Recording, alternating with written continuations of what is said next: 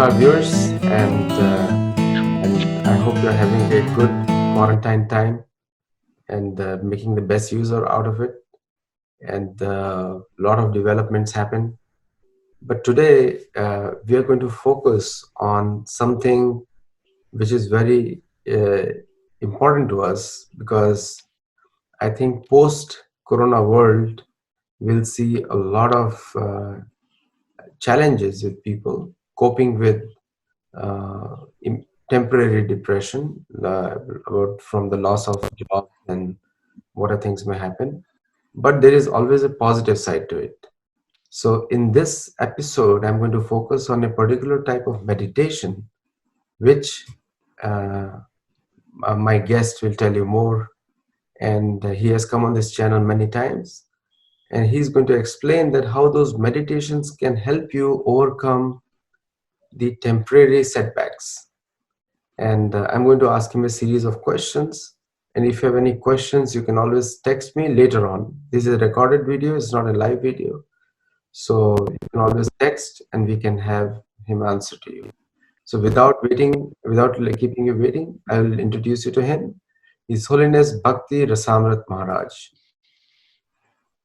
Hare Krishna and welcome. Hare Krishna. So it's always a pleasure to have you. Thank you, Adi Guru Prabhu. It's so much pleasure. Likewise to be on your show. And it's the last feedback that we got from other videos was phenomenal. And I think that people comment to me, and I don't want to embarrass you, that there is something in your voice which soothes people down, which brings people more, makes people feel more secure. So we already discussed that the practice of meditation that you spoke last time. Today, one of the most popular figures of Sanatan Dharma, and even the Google confirms it, or anyone confirms it, is Krishna. That the search on Krishna is still number one of the highest in the planet on Google. So what is that in the name that even people from Brazil, people from South America, in the US, when they talk about Vedic culture, they immediately get the first name comes here, Krishna, and then Ram. So what is that? I think the first point is that Krishna is well known because of the Bhagavad Gita. The Bhagavad Gita is a famous text. Anyone who wants to understand spirituality, and in particular Eastern spirituality, and even more in particular Indian spirituality, will definitely want to know something about the Bhagavad Gita. And since Krishna is the speaker of the Bhagavad Gita, naturally, he also becomes very well known. Secondly, I think unique and very popular amongst Hindus because of the very fun-filled pastimes in which he engages himself and his devotees in various places, and particularly in Vrindavan. So I think the main issue is that nowhere else can we find such a conception of God where he acts in such a sweet way, in such an intimate way, performs such pastimes where there is no consideration of him being God, where he acts just like he wants to be, like an ordinary cowherd boy, and he frolics and has fun with his friends and the other residents of the village. So the of God as a prankster, as someone who's fun-loving, as someone who's quite unconventional when it comes to what people imagine about God, who is very down to earth, and he's a God who doesn't like to be God. So he likes to be a cowherd boy engaging in loving pastimes with his devotees. So these are some of the things that make Krishna really unique.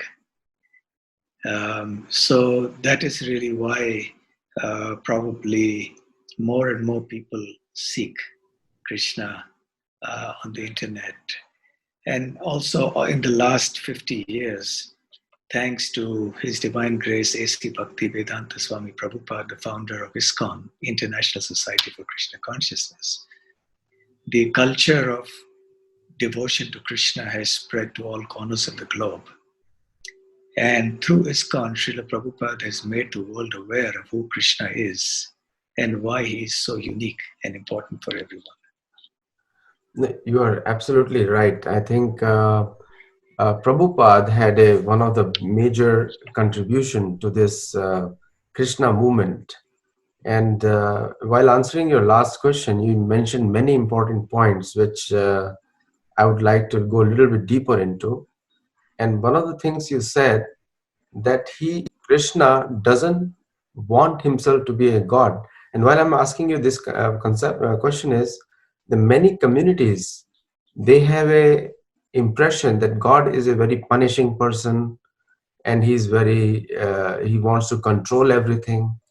And now here we find the description of Krishna, what you described just now, where he doesn't want to be God. What do you mean by that? It means that in being God, he has to act as a controller. He has to act as the proprietor.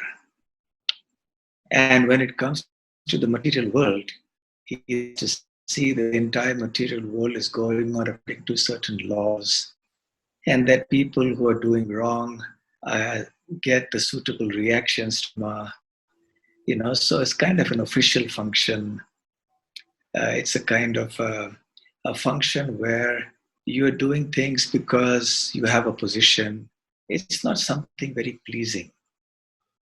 Whereas when he's engaging in pastimes with his devotees, these are very informal, very loving, and full of the word, Sanskrit word for that is rasa.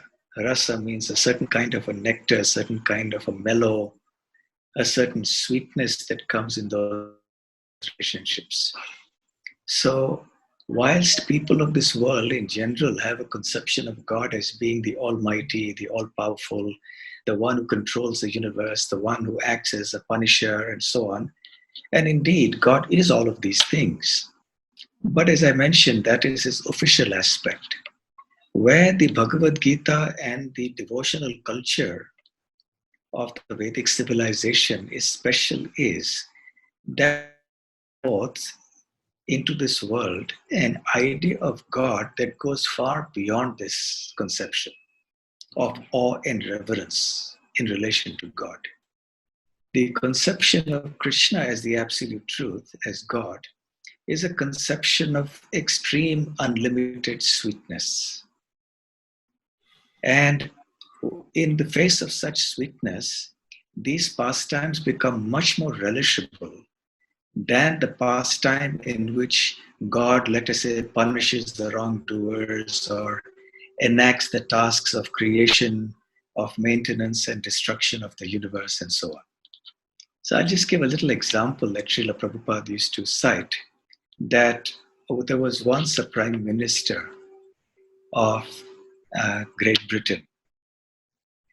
And as you know, at one point, roughly 70, 80 or 100 years ago, there was a saying that the sun never set on the British Empire because the British controlled such a large portion of the world. Of such a country naturally is very, very powerful. Now, one time he had a guest who came to see him, and somehow the secretary told the guest that the prime minister was busy. So the guest waited for some time, and as time went by, the guest became more and more impatient, and finally, because he knew the prime minister well, he just walked into the office. And when he opened the door, he saw something very, very surprising. He saw that the prime minister was on his hands and knees on the floor, and his little grandson was sitting on his back and riding piggyback and driving him as if the prime minister were a horse. And the grandson was riding the horse. And the prime minister was relishing this very much. So Srila Prabhupada gave this example to illustrate the point that even though here is a man who is the most powerful man in the whole world, but still he prefers the sweetness of engaging in little activities as this with his grandson, where he acts as a subordinate, where he serves his grandson rather than being a lord. So, similarly, God finds greater pleasure in engaging in pastimes with his devotees where he takes a subordinate position. No, this is a So very. Mhm. there are two words here that I would like to introduce. One is the ontological understanding of God, the ontology. And the second is the lila or the rasa. Lila means a pastime, rasa means the sweetness of the mellow. So ontologically, Krishna is the Supreme Lord. He is the creator, maintainer, destroyer. He is the one because of whom the entire creation works. The law of karma is under him. All the laws function because of him. He's the origin of everything, etc., etc. So all that is true. And certainly that is also a lila. That is also a pastime of Lord Krishna. Nevertheless, there are other pastimes where Krishna does not act as God. He acts only as an ordinary cowherd boy, and he becomes subordinate to the love of his devotees. And indeed, he acts controlled by his devotees. And he acts just like an ordinary boy. And sometimes his mother would reprimand him or scold him. Sometimes she would tie him to punish him. His friends, whilst playing with him, would threaten him that they wouldn't allow him to play next time if he went home early. The gopis, the young cowherd maidens of Vrindavan, would also tease him and rebuke him. And Lord Krishna would love these rebukes and these threats and this punishment and so on because it was done with intense love. And there was that punishment and that rebuke and that fun was imbued with a certain sweetness of love that he wants to relish. So these things are not there when God is worshipped in a spirit of awe and reverence as the Almighty, as the Supreme Controller, and so on. So this is the distinction between the ontological understanding of God and the rasa understanding of God. So generally, people have this ontological understanding of God, but the rasa understanding of God is pretty much unknown, except in the Vedic civilization, and more particularly when it comes to Krishna. That is why he's so special. You touched so many points, and I think viewers will love this. So when you mentioned the word Bhagavad Gita, and while most of the Indians may know, or Hindus from South Asia or Hindus from other world may know Bhagavad Gita as one of the principal books of the spiritual knowledge, most of the Western people may not relate to it. So the Bhagavad Gita is, just for everyone's clarification, is a book similar to their own religious scriptures, and it is a principal book. Should we call it of Hindus or for the entire society? It's for the whole society. It's for the whole world. The Bhagavad Gita is not a sectarian book that is meant for only a certain community. It's meant for everyone. Yeah, it's meant for everyone. Now, there is one, in the last point, I was making some notes on the things that you said just now.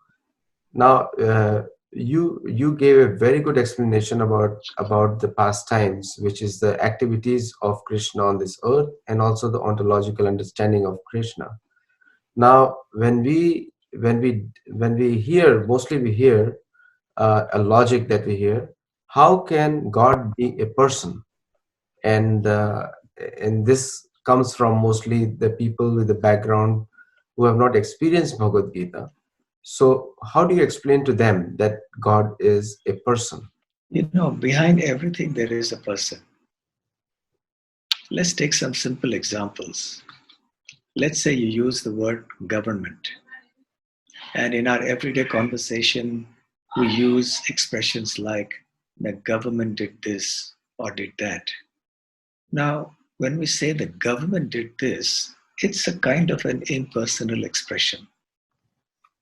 But behind that impersonal word government, there are people, there are individuals, there are ministers, there's a president, there are secretaries, there are bureaucrats, and there's a whole range of officers, who are actually doing the work of governance. So, whenever there is anything that's impersonal, behind it, there is a person.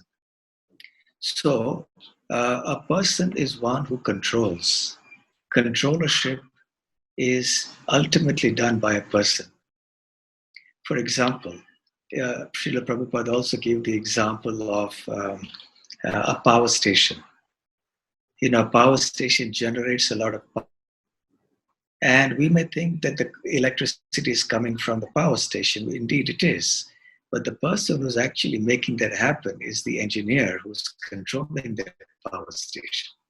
Absolutely. So behind the impersonal thing called the power station, there is a controller of that power station, the engineer, those people who designed it, those who are maintaining it, etc. So in this way, ultimately, behind everything, there is a person. Let's also look at it from the point of view of the laws of nature.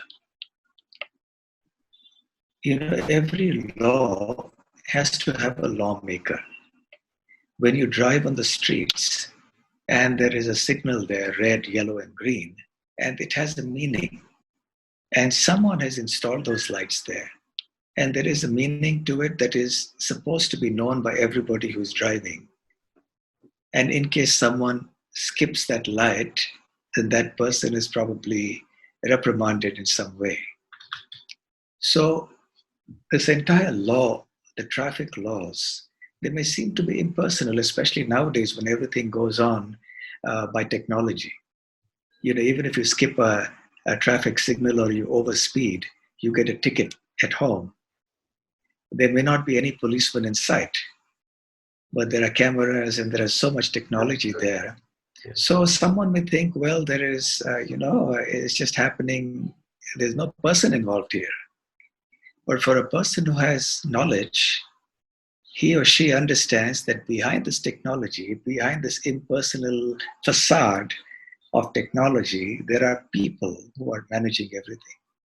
Yes. Similarly, behind the laws of nature, the law of gravity, all the innumerable laws that we have, there is a lawmaker.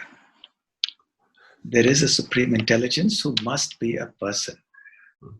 So the topic is big. I'm just giving you a few points of simple logic without getting too philosophical to establish that understanding God as a person is just a natural and logical thing to do. There's one thing you mentioned, ontological. Now coming back to Bhagavad Gita, because I think most of the people are rather uninformed that Hindus have no scriptures. And that's mostly propaganda, where we see Bhagavad Gita, the word has been quoted by big scientists, and American philosophers, and Mark Twain, Henry Thoreau. Many people have spoken about it, and it has been a big source of inspiration. Now, what sort of inspiration did they derive from Bhagavad Gita about Krishna? If you can, a little bit speak on that. Your voice got cut off a little bit. Okay. For maybe about 10 seconds. And I what you said. Who was the they referring to? So there are American philosophers like Mark Twain, Henry David Thoreau, and okay.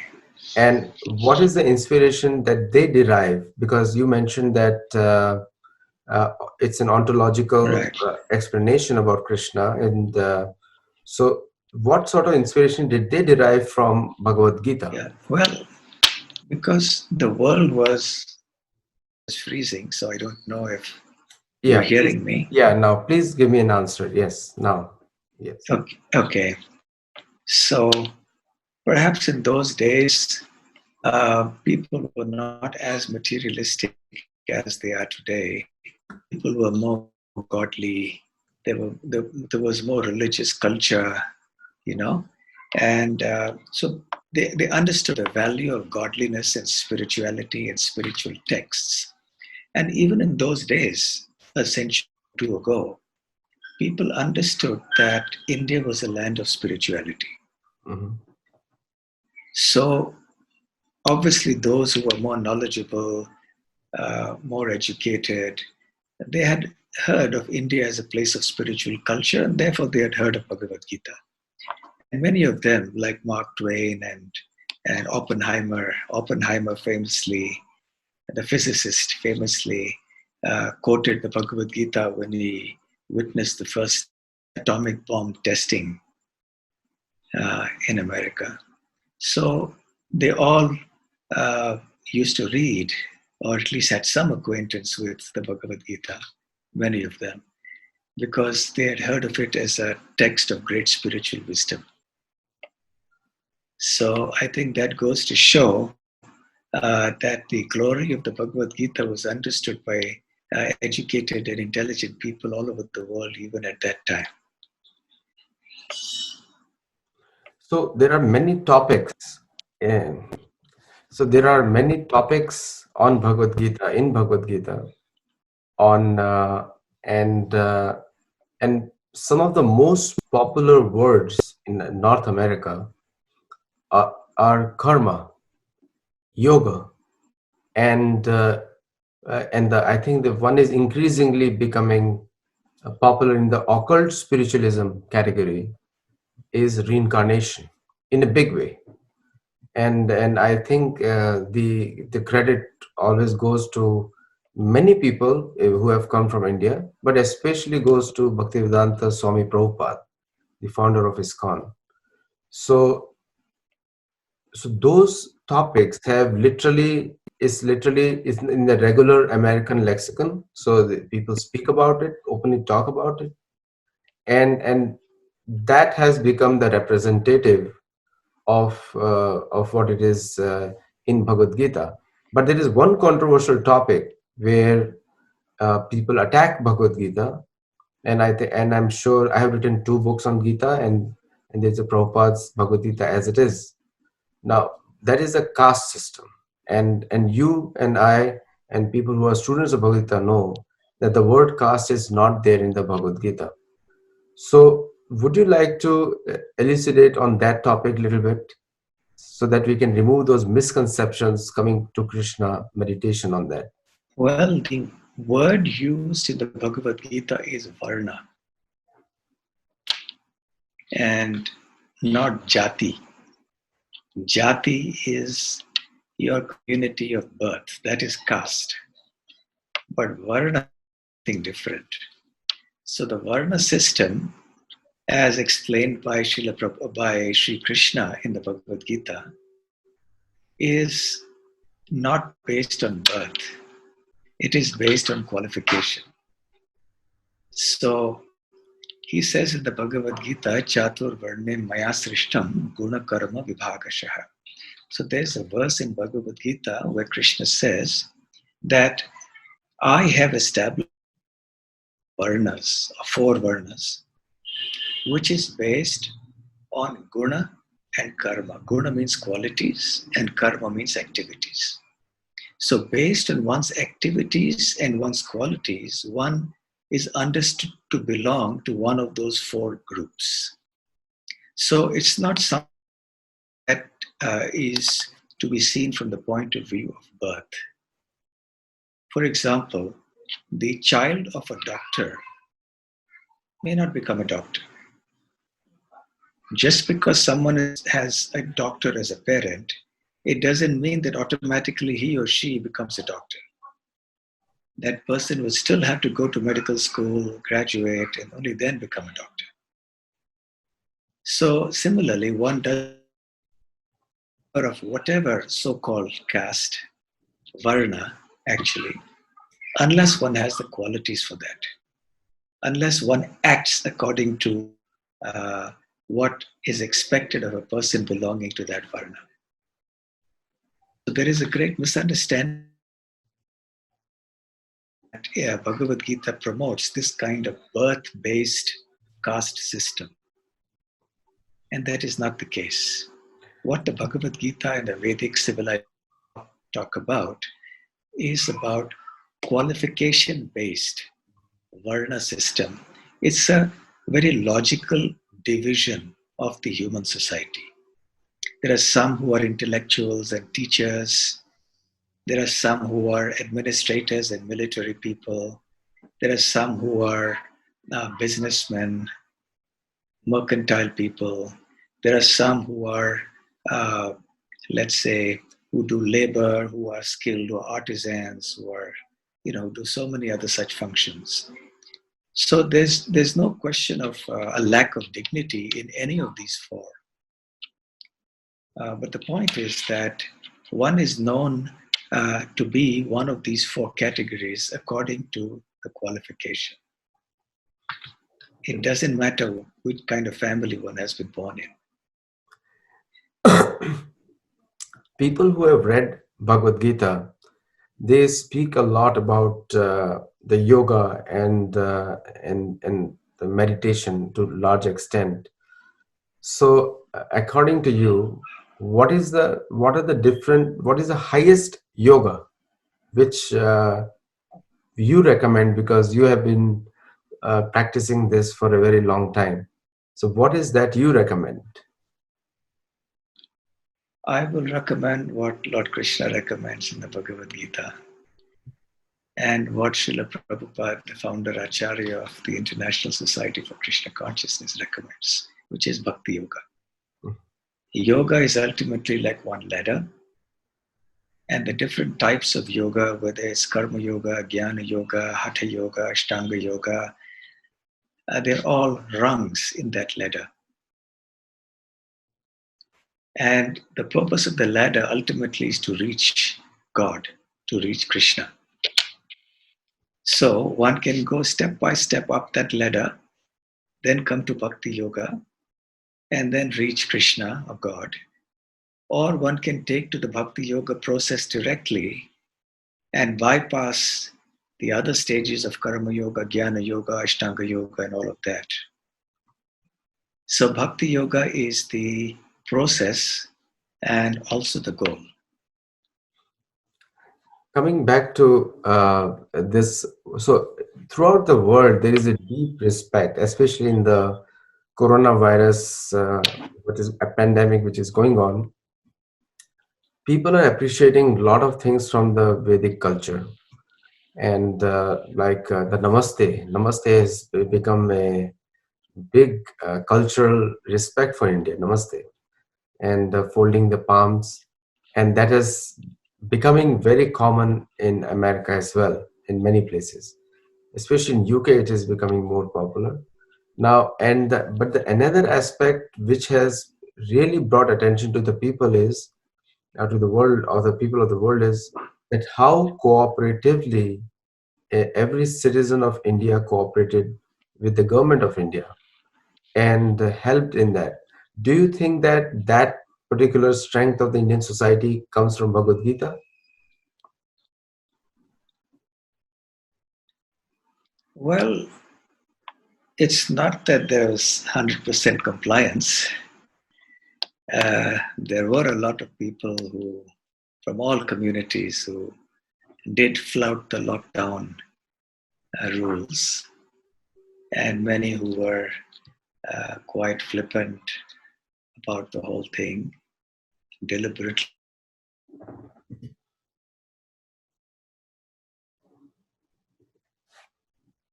Very good. And considering the kind of population that is we have in India, 1.3 billion, it is quite exceptional. So that's the fact. Now, why has this happened? Number one, I guess the state has been also pretty vigilant about enforcing the lockdown and has taken steps, sometimes physically also, to ensure that people are restrained from coming out. But also perhaps there is an underlying idea that we must be responsible citizens and that we must, for our own good and for the good of others around us, pay heed uh, to this very sensible instruction that we're receiving from the government and from all the medical people and people who should know what's good for us. So, because there is that culture of respecting authority, of understanding, that's still very much there in Indian culture. So people have very much taken to this process.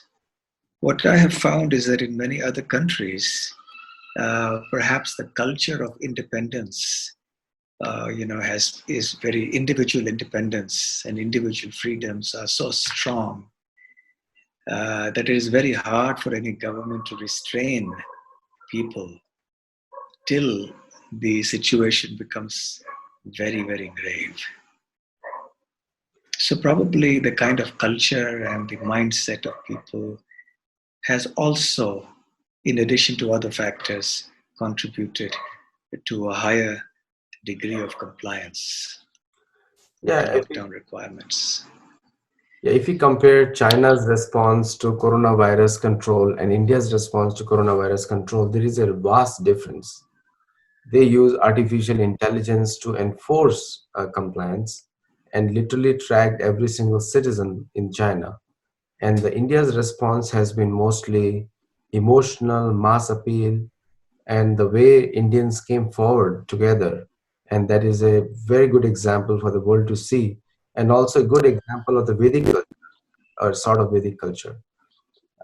Before I leave, my last question to you on this series, and I'm going to a little bit ask you more questions in the next interview about the doer, because that's the biggest confusing factor, the doer. Who is the doer? And but on this one, the last one is: do you think that the karma decides your next life? Yes, uh, the karma that we have done in previous lives has shaped who we are today, where we were born, our physical, intellectual, mental situation. And nothing happens without a cause. So, similarly, what we do in this life will also determine what we will be in the lives to come. So, definitely, our next birth is going to be decided by our activities in this life. And also, if there is some impact, there may be some impact from lives previous to this one as well. So thank you, Swamiji, for finishing up with the most important question. And for viewers, please continue watching, subscribe to this channel, and watch this video live on Thursday. And if you have any questions or comments, you can comment on the video, or you can send it directly to me. And so, Swamiji, very welcome. Namaste. Thank you very much. And Hare Krishna. Adi Guru Prabhu, Aditya. It's a pleasure being on your channel and my best wishes. Thank you very much.